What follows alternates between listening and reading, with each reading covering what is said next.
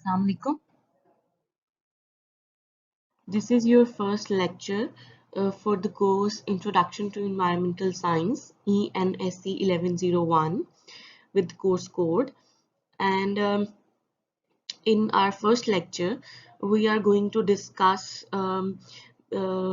basically we are just introducing the subject to you all. हम सिर्फ ये देखेंगे कि हमारे पास जो वर्ड है इन्वायरमेंट उसका क्या मतलब है और हमारे पास जो इन्वायरमेंटल साइंस है वो क्या स्टडी है, वो साइंस की कौन सी ब्रांच है और वो किन किन चीज़ों को अपने अंदर कवर करती है।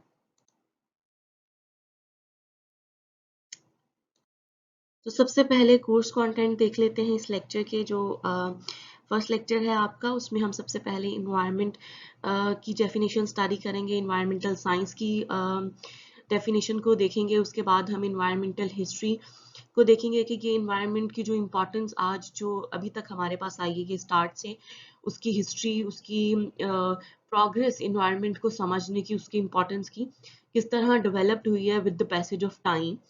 एंड हम इन्वायरमेंट को स्टडी कर रहे हैं तो उसकी क्या इंपॉर्टेंस है, क्या स्कोप है और हमें एक चीज़ और इसको कवर करने की हमें ज़रूरत क्यों है, इस पे हमें ज़्यादा फोकस या इसका ये सब्जेक्ट पढ़ने की आपको क्यों ज़रूरत है।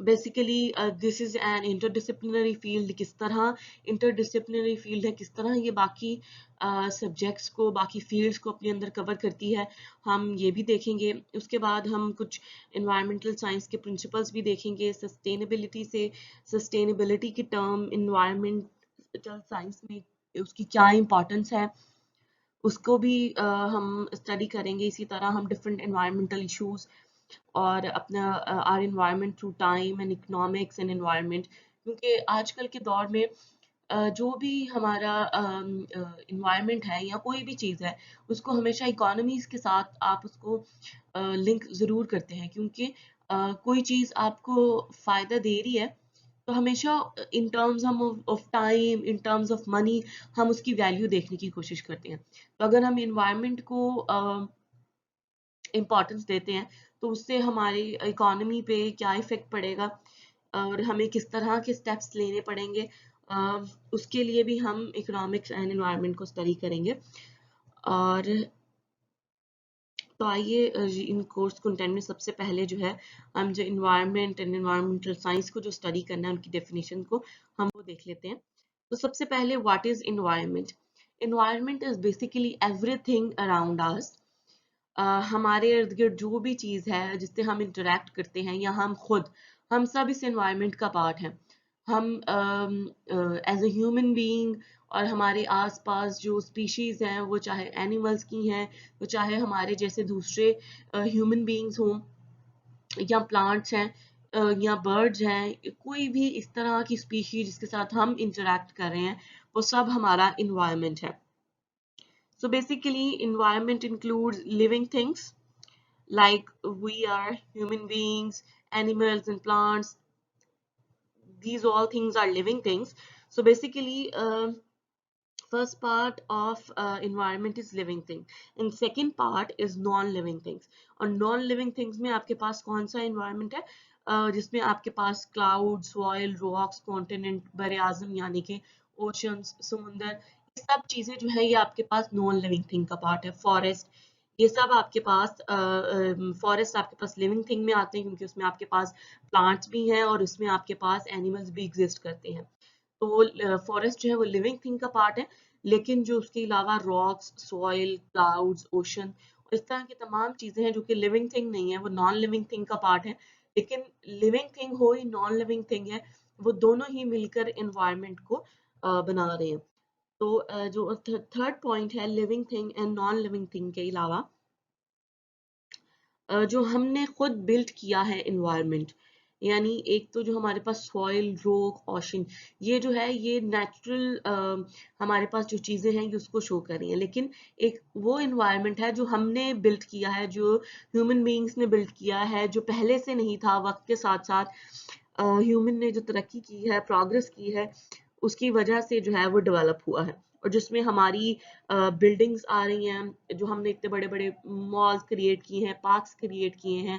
तो इस तरह की तमाम चीज़ें जो कि हमने बाद में बनाई हैं, वक्त के साथ साथ हमारी वर्ल्ड ने, हमारी अर्थ ने जो प्रोग्रेस करके जो इन्वायरमेंट हमने खुद बनाया है, वो भी इसी इन्वायरमेंट का, बेशक वो नेचुरल नहीं है, बेशक वो ह्यूमन मेड इन्वायरमेंट है, लेकिन वो भी इन्वायरमेंट का पार्ट है।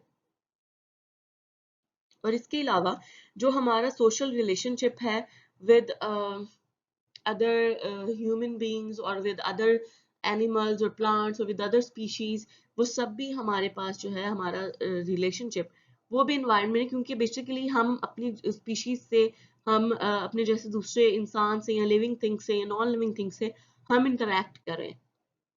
तो इन्वायरमेंट में वो चीजें भी हैं और उनका इंटरेक्शन भी है, क्योंकि जब एक इन्वायरमेंट में कोई भी, आपके पास एक से ज्यादा स्पीशीज रह रही हैं, वो हमेशा आपस में एक दूसरे से इंटरेक्ट करेंगी, क्योंकि एक सब चीजें एक दूसरे पर डिपेंडेंट हैं, एक दूसरे पर डिपेंड करती हैं। जिस तरह हम ह्यूमन बीइंग्स अपनी फूड के लिए हम एनिमल्स पे डिपेंड करते हैं, क्योंकि हम एनिमल्स के, हम उनका मीट भी यूज करते हैं, प्लांट्स पे डिपेंड करते हैं क्योंकि उन्हें हम एज अ वेजिटेबल यूज करते हैं।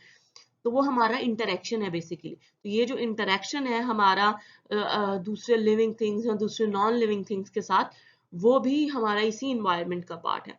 तो बेसिकली जो हम इन्वायरमेंट को हमने कंसीडर किया है, इन्वायरमेंट क्या है? इन्वायरमेंट हमारा आसपास का माहौल, आम अल्फाज में जो कि हमारी सराउंडिंग्स है, हमारा माहौल है, वो सब चीजें हमारी इन्वायरमेंट में लाई करती हैं। और अगर हम देखें कि कंपोनेंट्स ऑफ एनवायरनमेंट क्या हैं, जैसे हमने अभी डेफिनेशन एनवायरनमेंट की देख लिया, उसमें डिफरेंट पॉइंट्स हैं। तो अगर हम उसे एक पिक्चर की फॉर्म में या एक चार्ट की फॉर्म में उसे शो करना हो, तो अगर आप इस पिक्चर को देखेंगे तो ये पिक्चर आपको यही शो कर रही है। जैसे ये पिक्चर है कि ये ह्यूमन इंटरेक्शन है, ह्यूमन एनवायरनमेंट का पार्ट है। इसी तरह एनिमल्स भी एनवायरनमेंट का पार्ट है।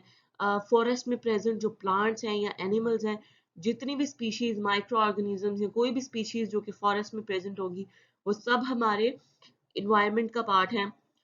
सीज, ओशन, ये भी हमारा इन्वायरमेंट है। और इसी तरह जो बिल्डिंग्स हमने बनाई हैं, जो हमारी हाउसिंग स्कीम्स हैं या हमारी इंडस्ट्रीज हैं, जो हमने अपनी प्रोग्रेस के साथ साथ हमने बिल्ड की हैं, वो भी हमारी इसी इन्वायरमेंट का पार्ट है, यानी उसका हिस्सा है, उसका, उससे मिलकर बना है। इन तमाम चीजों से मिलकर, ये तमाम चीजें मिलकर हमारा इन्वायरमेंट बना रही हैं। तो अगर हम इसे अब इस चार्ट की फॉर्म में शो करें, तो बेसिकली कंपोनेंट ऑफ एनवायरनमेंट जो है वो बेसिकली तीन है, अगर हम उन्हें डिवाइड करें। First is natural, second is human and third is human made. यानी नेचुरल जो चीजें हैं उसमें लाई कर रही हैं, जो कि नेचुरली अल्लाह ताला ने तख्लीक की हैं। लैंड है, एयर है, वाटर है, ये हमारे बस की बात नहीं है बनाना, ठीक है। ये कुदरती तौर पे ह्यूज क्वांटिटी में एयर हमारे ब्रीथ करने के लिए, हमारे सांस लेने के लिए एक्सेस क्वांटिटी में प्रेजेंस है। वाटर हमारे यूजेज के लिए एक्सेस क्वांटिटी में प्रेजेंट है। लैंड, अब जहां भी देखें आपको जमीन ही जमीन नजर आती है, आपको अपने रहने के लिए आपको हमेशा जगह नजर आती है, आप अपनी वहां पर अपनी जगह, अपनी रिहाइश के लिए आप कुछ भी बना सकते हैं। तो ये सब चीजें जो है, लैंड जिस पे आपने अपनी चीजें बनानी है, वो जो लैंड क्रिएट हुई है वो नेचुरली क्रिएट हुई है। उसके ऊपर जो आप अपनी बिल्डिंग्स या कोई भी स्ट्रक्चर बना रहे हैं, वो ह्यूमन मेड है। और क्रिएचर, क्रिएचर में हम भी क्रिएचर हैं अल्लाह ताला की, इसी तरह एनिमल्स एंड प्लांट्स, कोई भी माइक्रो ऑर्गेनिज्म, कोई भी स्पीशी, कोई भी बर्ड, वो सब अल्लाह ताला की क्रिएचर है, जो कि नेचुरली बना है। वो भी हमारे पास इन्वायरमेंट का कंपोनेंट है, उसका पार्ट है। सो बेसिकली ये जो कंपोनेंट्स ऑफ एनवायरनमेंट है, ये बेसिकली पार्ट्स ऑफ एनवायरनमेंट है, कि एनवायरनमेंट में ये चीजें मौजूद हैं, ये उसका पार्ट्स हैं, ये इससे कंस्टिट्यूट होता है एनवायरनमेंट। तो सेकंड पॉइंट इज ह्यूमन।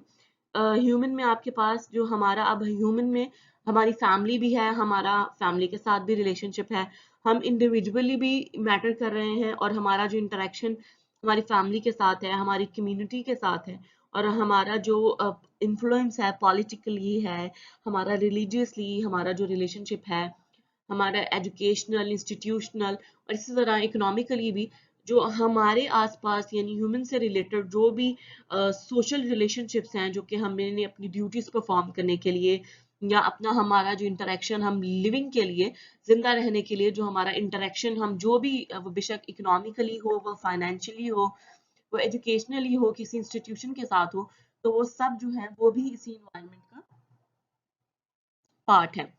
और इसी तरह जो हमारे पास थर्ड और मोस्ट इम्पॉर्टेंट पॉइंट है कंपोनेंट ऑफ एनवायरनमेंट है, वो है ह्यूमन मेड। यानी जो हम तो एग्जिस्ट कर रहे हैं, उसके अलावा हमारे पास जो हमने चीजें बनाई है, जो हमने डेवलपमेंट की है, जो हमने प्रोग्रेस की है with the passage of time, उससे हमारे पास industries, road, bridges, park, buildings, इस तरह की बहुत सारी चीजें, मैन मेड फैसिलिटीज जो हैं अब इस लैंड पर जो कि नेचुरली बनी है उस पर एग्जिस्ट करती हैं, और हम उन फैसिलिटीज, ह्यूमन मेड फैसिलिटीज के साथ हम यहाँ पर एग्जिस्ट कर रहे हैं। और बेसिकली ये बहुत ही इंपॉर्टेंट पॉइंट है, क्योंकि नेचुरली एक चीज जिस तरह वर्क कर रही थी, उस पर जो ह्यूमन इंटरवेंशन थी, ह्यूमन प्रोग्रेस है, उसने बहुत ज्यादा इन्वायरमेंट पर इम्पैक्ट डाला है। अब वो इम्पैक्ट जो है वो पॉजिटिव हो या नेगेटिव हो, वो एक सेकंड पॉइंट है। लेकिन क्योंकि हमारी इन एक्टिविटीज ने, जो कि हमने अपनी प्रोग्रेस के लिए की हैं, अपनी डेवलपमेंट के लिए की हैं, ह्यूमन मेड एक्टिविटीज हमने, ह्यूमन मेड जो हमारे प्रोसीजर्स हैं, जो हमारी वर्किंग है, उसने इन्वायरमेंट पे बहुत इफेक्ट किया है। तो बेसिकली हम असरअंदाज हो रहे हैं अपने इन्वायरमेंट पे, और इसीलिए यही जो हमारा प्रोग्रेस है, यही इन्वायरमेंट को इम्पोर्टेंट बना रहा है कि हमें इसको स्टडी करने की या इसको पढ़ने की जरूरत क्यों है। नेक्स्ट देख लेते हैं, हमने इन्वायरमेंट स्टडी कर लिया, इन्वायरमेंट में कौन कौन से पार्ट्स हैं या कंपोनेंट्स हैं, हम वो भी स्टडी कर चुके हैं। तो नेक्स्ट देख लेते हैं कि इन्वायरमेंटल साइंस क्या है। Environmental science is a study of how the earth works. यानी सबसे इम्पोर्टेंट पार्ट ये है कि क्योंकि हम अर्थ पे एग्जिस्ट कर रहे हैं, अगर नेचुरली कोई चीज यहाँ पर वाटर, लैंड, ओशन एग्जिस्ट कर रही है, तो इसी अर्थ के ऊपर एग्जिस्ट कर रही है। तो बेसिकली अर्थ किस तरह काम कर रही है, उसका क्या सिस्टम है, उसका क्या प्रोसीजर है, वो हमारे लिए समझना इसमें जरूरी है। इसके अलावा अर्थ को आपको समझना जरूरी होने के साथ, आपका जो सेकंड पॉइंट इंपॉर्टेंट है इन्वायरमेंटल स्टडीज में, इन्वायरमेंटल साइंस में, वो इसलिए इम्पोर्टेंट है, आपने ये भी देखना है कि आप इस अर्थ, ये प्रेजेंट है, लेकिन आप इसके साथ इंटरैक्ट किस तरह करें। Interaction, how we interact with earth, क्योंकि हम अपनी इंटरवेंशन से, हम अपनी एक्टिविटीज से इस अर्थ को इफेक्ट कर रहे हैं, हम इस पर असरअंदाज हो रहे हैं। हम इसको, वो बेशक पॉजिटिव वे में है या नेगेटिव वे में है, लेकिन क्योंकि हमारी इंटरेक्शन से अर्थ डिस्टर्ब हो सकती है, इसलिए हम, हमारा जो इंटरेक्शन है, हमें वो भी स्टडी करना है। तो हमें ये स्टडी करेंगे तो हमें पता चलेगा हमारा इंटरेक्शन पॉजिटिव है, नेगेटिव है। किसी पॉइंट पे पॉजिटिव भी होगा, नेगेटिव भी होगा, किसी पॉइंट पे सिर्फ पॉजिटिव होगा, किसी पॉइंट पे सिर्फ नेगेटिव होगा, जिसका कोई पॉजिटिव पॉइंट नहीं होगा। तो बेसिकली हम इन दो पॉइंट्स को हम देख चुके हैं, और थर्ड पॉइंट जो इम्पोर्टेंट है वो क्या है इन्वायरमेंटल साइंस में, वो है and how to deal with environmental problems. यानी कि हम किस तरह, क्योंकि अब हम इंटरेक्ट कर रहे हैं, तो इंटरेक्शन की बेस में, जैसे मैंने बात की कि पॉजिटिव हमारे जो स्टेप्स हैं वो पॉजिटिव भी हो सकते हैं, वो नेगेटिव भी हो सकते हैं। तो जो नेगेटिव होंगे वो ऑब्वियसली कुछ ना कुछ हमारी अर्थ को डिस्टर्ब करके एनवायरमेंटल प्रॉब्लम कॉज करने का बाइस बनेंगे। तो वो जो एनवायरमेंटल प्रॉब्लम्स हैं, उनको डील करना, उनको डिस्कस करना, उनको मिनिमाइज करना, उनको खत्म करना भी हमारा इस इन्वायरमेंटल स्टडी का ही पार्ट है। सो बेसिकली इन्वायरमेंटल स्टडी या इन्वायरमेंटल साइंस के तीन इंपॉर्टेंट स्टेप्स हैं। First step is how the earth works, second is how we interact with the earth, and third is how to deal with environmental problems. अब क्योंकि आप एक चीज को डिफाइन करने के आप डिफरेंट वेज हो सकते हैं, तो ये आपकी एक डेफिनेशन थी। अब हम सेकंड डेफिनेशन भी अगर देखें, वो ये है कि environmental science is the study of the human impact on the environment. Basically ये जो तीन पॉइंट्स हैं, ये भी आपको यही बता रहे हैं कि हमारी अर्थ है, वो नेचुरली एग्जिस्ट करती है, हमने उसके साथ इंटरेक्ट किया, और उसके इंटरेक्ट करने के बाद हमने उसको, उसमें यहाँ तो प्रॉब्लम क्रिएट की या हमने कोई पॉजिटिव स्टेप्स लिए अपने एनवायरमेंट में। तो बेसिकली वो पॉजिटिव स्टेप्स हो या नेगेटिव स्टेप्स हो, हम कोई अच्छा काम कर रहे हैं या हम प्रॉब्लम क्रिएट कर रहे हैं एनवायरमेंट के लिए, वो हमारा इम्पैक्ट है। वो इम्पैक्ट पॉजिटिव होना, नेगेटिव होना इज अ सेकंड पॉइंट, पर हम हर तरह से अपने इन्वायरमेंट में इंटरवीन करके उस पर इम्पैक्ट करते हैं। अगर बहुत ही शॉर्ट सी और बहुत ही ब्रीफ सी डेफिनेशन आपको चाहिए हो समझने के लिए कि इन्वायरमेंटल साइंसेस क्या है और आप क्यों इसको स्टडी कर रहे हैं, वो बेसिकली ह्यूमन इम्पैक्ट है एनवायरमेंट पे। नेक्स्ट अब जो हमारे पास हम देख लेते हैं कि हमारे पास जो हमने पढ़ा है कि इन्वायरमेंटल साइंसेस में, इन्वायरमेंटल स्टडीज में 3 इंपॉर्टेंट पॉइंट्स हैं। तो अब हम 3 पॉइंट्स को बारी बारी हम वन बाय वन उसको स्टडी कर लेते हैं। तो सबसे पहले हाउ द अर्थ वर्क्स, यानी अर्थ बनी किस तरह है, उसके इम्पॉर्टेंट पॉइंट्स जो हैं, उसके इम्पॉर्टेंट पार्ट्स जो हैं वो क्या हैं। जो बेसिकली अर्थ है वो 4 स्फीयर्स से मिलकर बनी है, और वो 4 स्फीयर्स जो हैं वो अपना बैलेंस, अपनी वर्किंग, अपना फंक्शन बिल्कुल बैलेंस वे में नेचुरली अगर करेंगी तो वो अपनी बेस्ट वे में अर्थ काम कर रही है। तो बेसिकली जो 4 इम्पॉर्टेंट स्फीयर्स हैं अर्थ की, वो आपके पास एक first sphere is atmosphere, second is biosphere, third is lithosphere and fourth one is hydrosphere. जो एटमॉस्फेयर है, एटमॉस्फेयर हमारे पास अर्थ में इर्द गिर्द उसकी सराउंडिंग्स में जितनी भी एयर है, atmosphere consist of that air, जो हमारे आसपास जितनी भी एयर कंसिस्ट कर रही है, जिसमें हम सांस ले रहे हैं, तो जितने भी उसके कॉन्स्टिट्यूएंट्स होंगे एयर के, जो भी उसके एलिमेंट्स हैं, वो सब की उसकी स्टडी और सब कुछ एटमॉस्फेयर की स्टडी के अंदर आएगा। यानी जो भी एटमॉस्फेयर में प्रेजेंट है वो एयर में प्रेजेंट है, वो एटमॉस्फेयर में मौजूद है। Second sphere is biosphere. Biosphere is that region that contain life. यानी आपके पास अर्थ का वो पार्ट जिस पर लाइफ एग्जिस्ट कर रही है, यानी जिस पर human beings, animal and plants और डिफरेंट स्पीशीज और डिफरेंट माइक्रो ऑर्गेनिजम्स एग्जिस्ट कर रहे हैं, जहाँ पर लाइफ एग्जिस्ट कर रही है और लाइफ इन्हीं लिविंग थिंग्स के साथ एग्जिस्ट कर रही है, तो वो बायोस्फीयर कहलाएगी। Third sphere is lithosphere. Lithosphere is the rigid outer part of the earth, यानी जो सिर्फ हमारी प्योर लैंड है, जो कि अर्थ का आउटर रिजिड पार्ट है, सॉलिड पार्ट है, वो हमारे पास लिथोस्फीयर कहलाएगा। और इसी तरह वो रीजन, वो पार्ट अर्थ का जिस पर हमारे पास सिर्फ पानी है, सिर्फ वाटर है, वो हाइड्रोस्फीयर कहलाएगा। ये जो आपके पास पिक्चर है वो इन्हीं अर्थ की 4 स्फीयर्स को डिपिक्ट कर रही है। आपके पास एयर जो है वो रिप्रेजेंट कर रही है आपकी सराउंडिंग एयर को, जो कि एटमॉस्फेयर है। वाटर रिप्रेजेंट, यानी जितनी भी अर्थ पे वाटर प्रेजेंस है, किसी भी फॉर्म में, किसी भी वाटर बॉडी की फॉर्म में प्रेजेंट है, चाहे वो लेक है, रिवर है, ओशन है, सी है, वो सब हमारे पास हाइड्रोस्फीयर पर मुश्तमिल है। और इसी तरह जो हमारे पास लैंड है, जिसमें प्योर लैंड और आपके पास रॉक्स और माउंटेन्स प्रेजेंट है, जो रिजिड पार्ट है, सॉलिड पार्ट है अर्थ का, वो हमारे पास प्रेजेंट है लिथोस्फीयर में। और इसी तरह जो लाइफ जहाँ पर एग्जिस्ट कर रही है, वो हमारे पास, यानी जो हमारे पास प्लांट्स या एनिमल्स या ह्यूमन बींग्स एग्जिस्ट करें, वो जो पार्ट है वो बायोस्फीयर कहलाएगा। नेक्स्ट देख लिया हमने, हम नेक्स्ट देख लेते हैं हम कि how we interact with the earth. हमने देख लिया कि 4 इंपॉर्टेंट पार्ट हैं हमारे पास अर्थ के, वो अपनी अगर उनको बैलेंस के साथ अपनी वर्किंग करेंगे तो अपना फंक्शन वो अच्छे से परफॉर्म कर सकेंगे। अब हम जो अर्थ के साथ इंटरेक्ट करते हैं, हम इंटरेक्ट करते हैं तो अर्थ में जो उसकी स्फीयर्स में प्रेजेंट सोर्सेज हैं, हम उन सोर्सेज को यूज कर रहे हैं। सपोज जैसे कि एटमॉस्फेयर में एयर प्रेजेंट है, तो हम उसमें सांस ले रहे हैं, तो हम उस अर्थ की उस फॉर्म को, उस पार्ट को, उस स्फीयर को यूटिलाइज करें। इसी तरह अगर हम हाइड्रोस्फीयर है तो हम उस पानी को रिवर के थ्रू या सी के थ्रू या जो ग्राउंड वाटर, जो जमीन के नीचे हम घरों से जैसे जो हम पानी बोर करके एक्सट्रैक्ट करते हैं मोटर के थ्रू या पंप के थ्रू, तो वो हम भी हम वाटर, अर्थ का रिसोर्स है वाटर, हाइड्रोस्फीयर में प्रेजेंट है, तो हम उस रिसोर्स को भी यूज करें।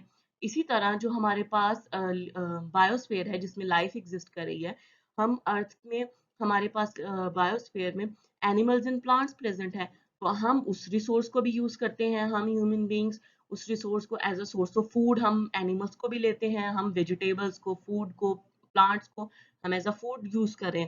तो बेसिकली हम अर्थ की जो स्फीयर में प्रेजेंट सोर्सेज हैं, रिसोर्सेज हैं, उन्हें अपने पर्पसेस के लिए, अपनी लाइफ के लिए, अपने लिविंग के लिए हम उन सब रिसोर्सेज को यूज करते हैं। और जब भी आप किसी रिसोर्स को यूज कर रहे हैं, आप उसके साथ वेस्ट भी प्रोड्यूस करेंगे।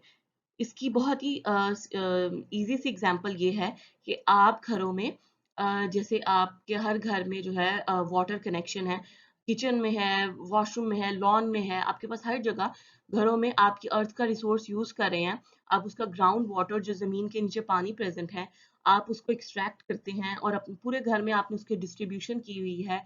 अपने पर्पसेस के लिए आप अर्थ के रिसोर्स को यूज करें।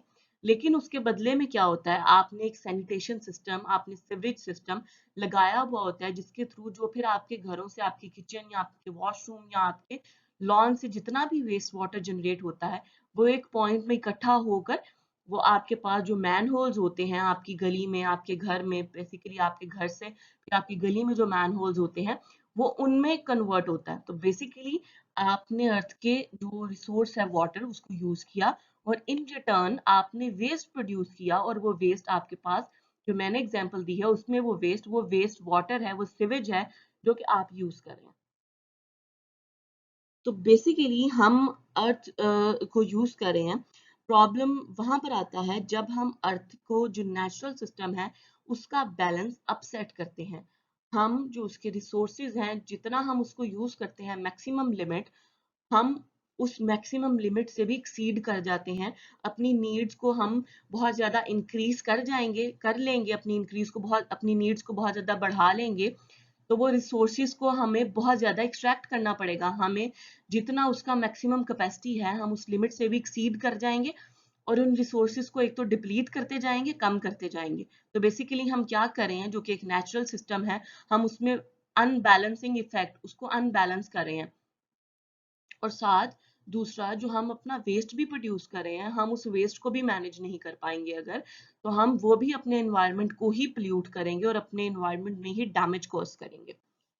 अगर आप ये पिक्चर देखेंगे तो ये जो पिक्चर है ये आपको बहुत इजीली ये पूरा कॉन्सेप्ट इंटरेक्शन ऑफ अर्थ के साथ हमारा ह्यूमन बीइंग्स इंटरेक्शन को एक्सप्लेन करती है। जिसमें आपको ये दिखाया गया, ये पूरा साइकिल है जिसमें सबसे पहले आपके पास एक नेचुरल सिस्टम एग्जिस्ट कर रहा है। उस नेचुरल सिस्टम में जो एनर्जी का मेन रिसोर्स है वो आपके पास सोलर, यानी कि जो सन एनर्जी है, सनलाइट है, वो हमारे पास एनर्जी का मेजर रिसोर्स है।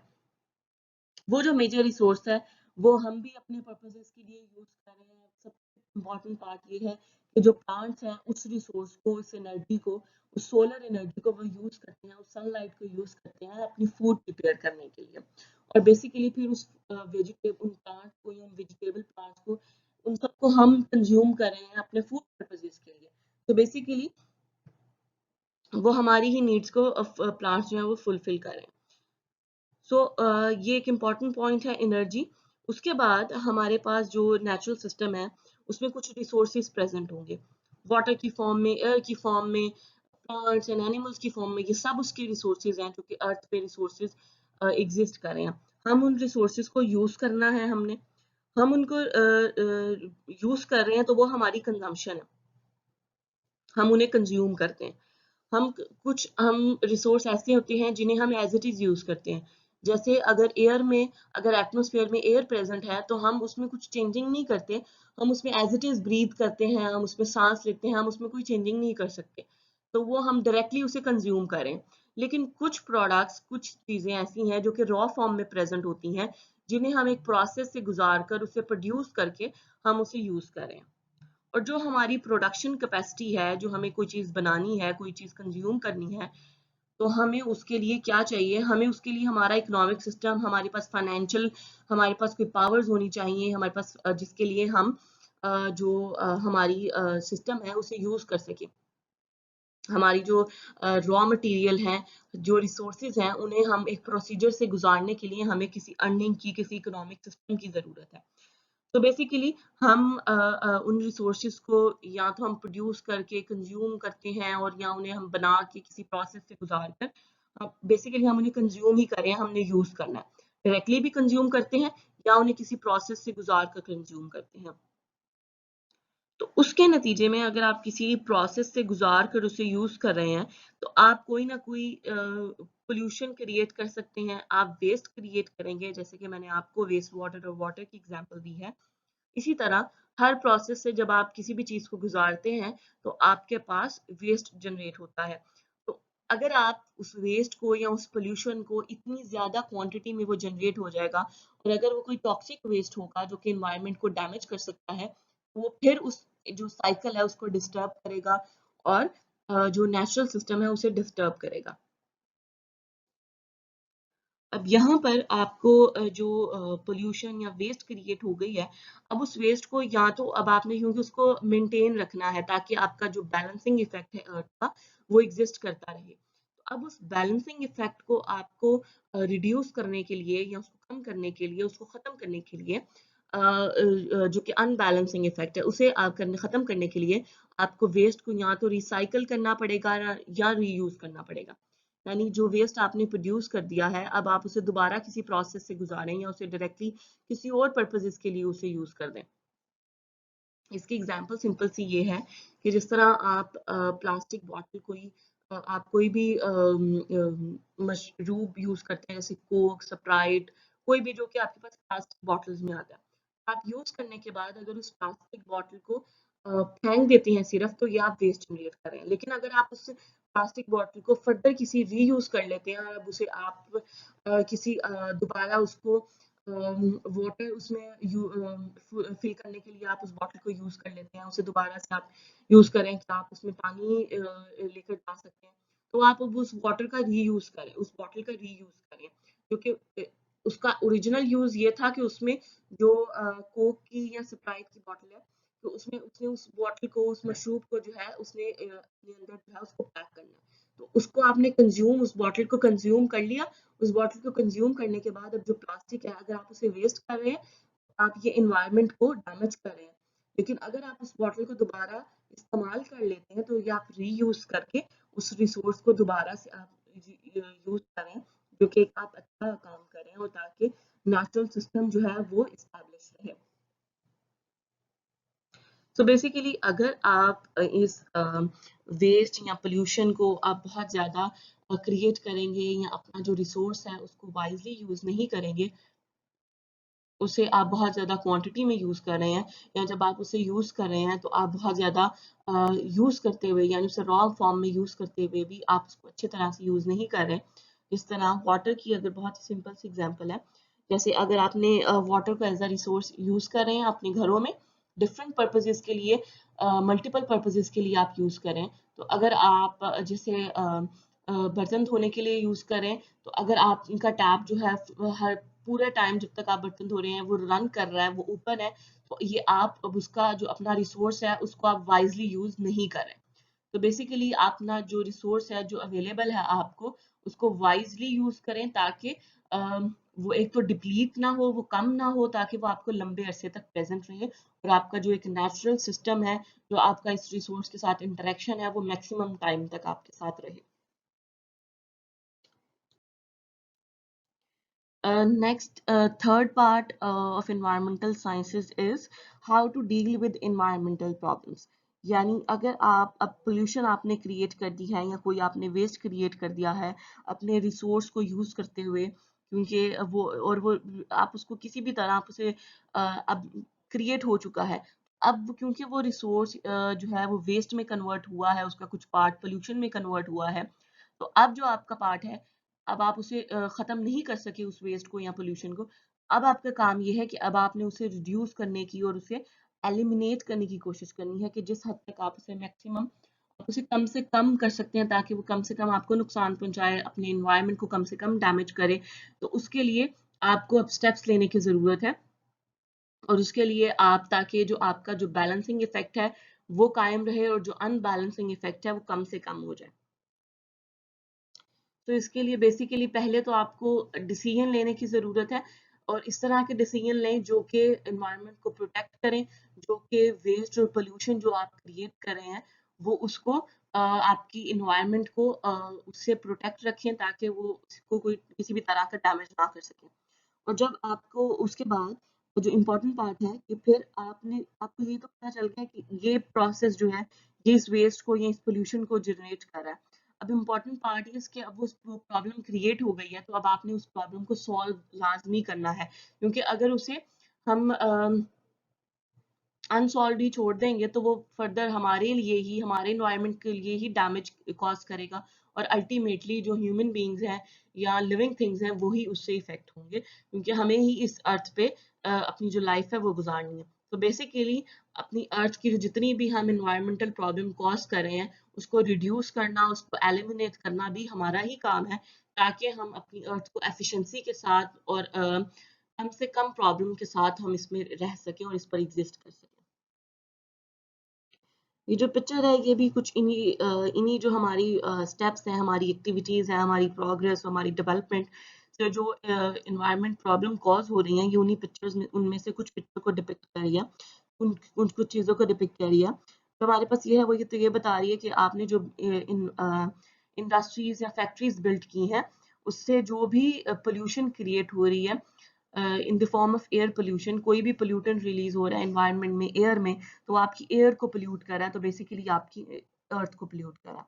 इसी तरह कोई भी आपकी एक्टिविटीज जो कि आपकी जो लैंड है अगर आपकी ग्रीन लैंड है उसको बैरन लैंड में कन्वर्ट कर देती है, तो वो भी आप ही का पार्ट है। अगर इंक्रीज ऑफ अर्थ का टेम्परेचर इंक्रीज कर रहा है तो वो भी आपकी ही एक्टिविटीज की वजह से कर रहा है। और जो आपकी वाटर बॉडी है अगर उसके आसपास आपके जो रिक्रिएशनल एरियाज हैं, पार्क्स हैं या कोई भी सी साइड है, अगर वहां पर आप वेस्ट क्रिएट कर रहे हैं तो ये भी आप ही इन्वायरमेंटल प्रॉब्लम कॉज कर रहे हैं, और अब इसको रिड्यूस या एलिमिनेट करना भी आप ही का पर्पस है। और ये जो लास्ट पिक्चर है वो ये डिपिक्ट कर रही है कि हमारी ही एक्टिविटीज हैं, हम ये जो ह्यूमन बीइंग है हमारी एक्टिविटीज से ही जो ग्रीन लैंड था पहले वो अब हमने उसे बैरन लैंड में कन्वर्ट कर दिया है, उसका टेम्परेचर इंक्रीज कर दिया है, उसकी एयर जो है वो हमने उसे साफ नहीं रहने दिया, उसे भी खराब कर दिया, उसमें हमने टॉक्सिक केमिकल्स, टॉक्सिक जो पार्ट्स हैं वो इंट्रोड्यूस करवा दिए हैं, और फिर हम उसी इन्वायरमेंट में, उसी एयर में सांस ले रहे हैं जो कि हमें ही नुकसान पहुंचा रहे हैं। कॉज करने की उस प्रॉब्लम को पैदा होने की वजह भी हम ही हैं और वो इफेक्ट भी हमें ही करेगा। तो इसीलिए हमें जो भी हमारी प्रॉब्लम्स हैं उन्हें रिड्यूस और एलिमिनेट करने की जरूरत है, ताकि वो हमें कम से कम इफेक्ट करें और हम इन प्रॉब्लम से सेफ रहें।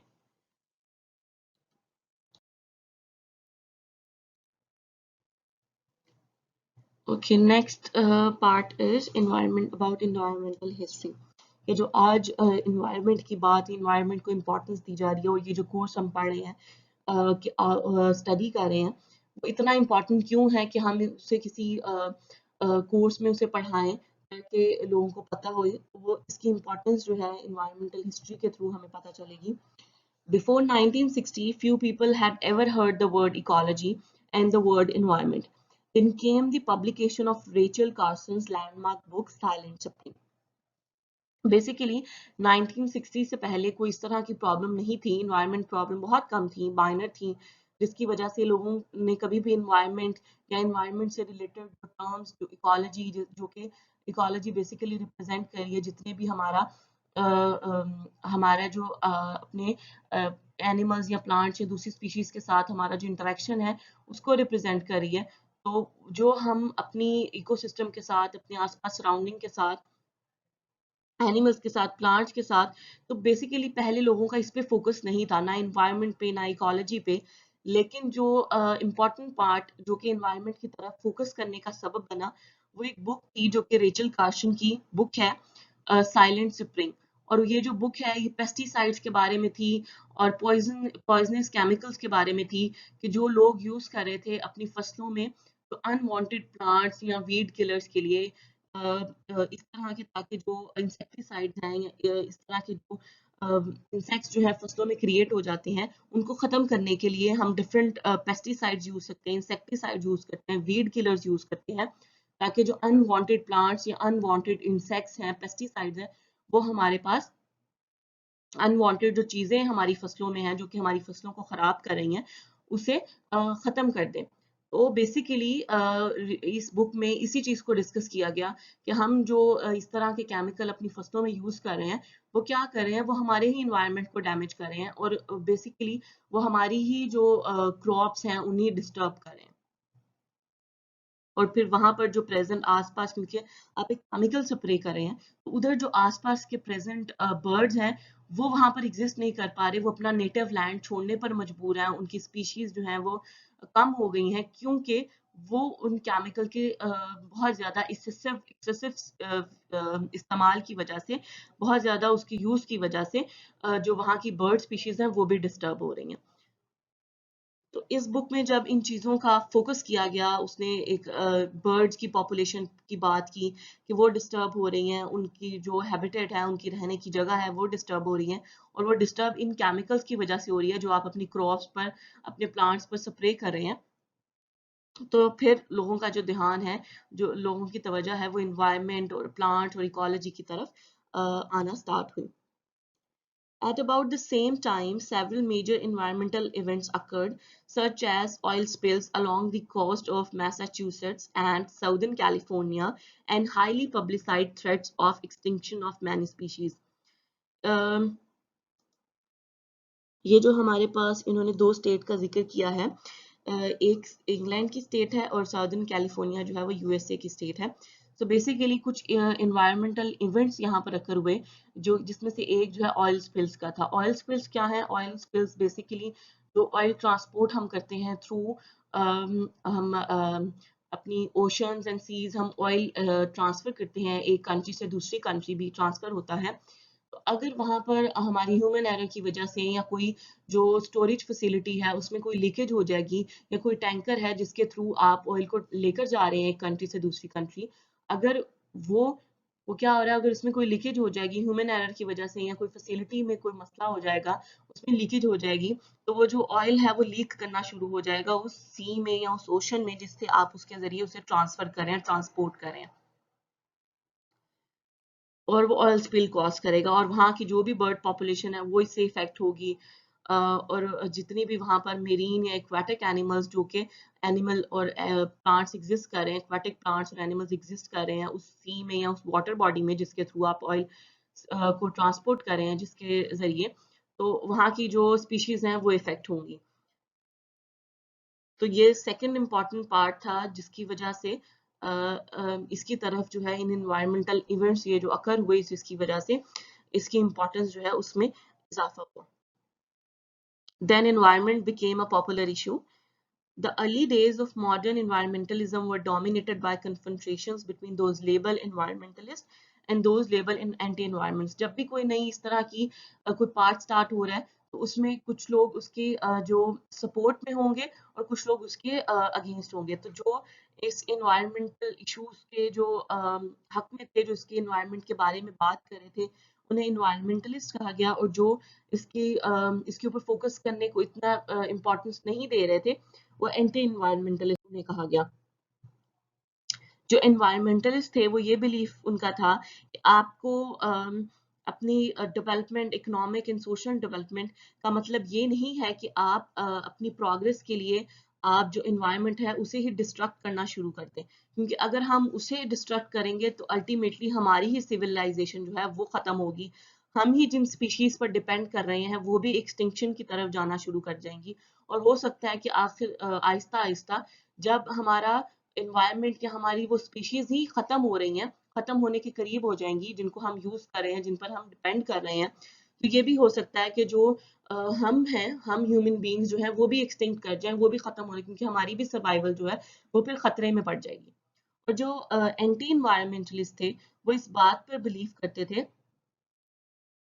कि प्रोग्रेस जो है वो बहुत इंपॉर्टेंट है, क्योंकि इंसान की जो हमारी सिविलाइजेशन है उसकी प्रोग्रेस, उसकी डेवलपमेंट, उसकी प्रोस्पेरिटी के लिए प्रोग्रेस बहुत ज़रूरी है। और बेशक फिर उसका जो उसके इम्पैक्ट हैं वो इन्वायरमेंट पे पॉजिटिव हों या नेगेटिव हों, सोशली वो हमारे इन्वायरमेंट को, हमारे जो प्रोग्रेस है वो सोशली या इकोनॉमिकली या हेल्थ वाइज वो किसी भी तरह इन्वायरमेंट को इम्पैक्ट कर रही है, वो एक सेकंड पॉइंट है। लेकिन जो फर्स्ट हमारी प्रियोरिटी है वो सिर्फ ये है कि हमें इस तरह के स्टेप्स लेने हैं, हमारी सिविलाइजेशन जिससे तरक्की करे, प्रोग्रेस करे, डेवलपमेंट की तरफ जाए। But today the situation has changed. Public opinion polls now show that people around the world rank the environment among the most important social and political issues. लेकिन अब प्रेजेंट जो एरिया है उसमें सब जो है उनका जो थिंकिंग है वो चेंज हो चुकी है, और सभी इस बात पर फोकस करते हैं कि अब हमें जो है इन्वायरमेंट पे बहुत ज़्यादा फोकस करने की ज़रूरत है, उस पर ताकि वो हमारी ही एग्जिस्टेंस का बाइस है, ताकि हम उसको अगर हम ही उस पर इम्पैक्ट कोई नेगेटिव इम्पैक्ट क्रिएट करेंगे तो अल्टीमेटली हमें ही नुकसान पहुंचाएगा और हमारी ही एग्जिस्टेंस को क्वेश्चन करेगा।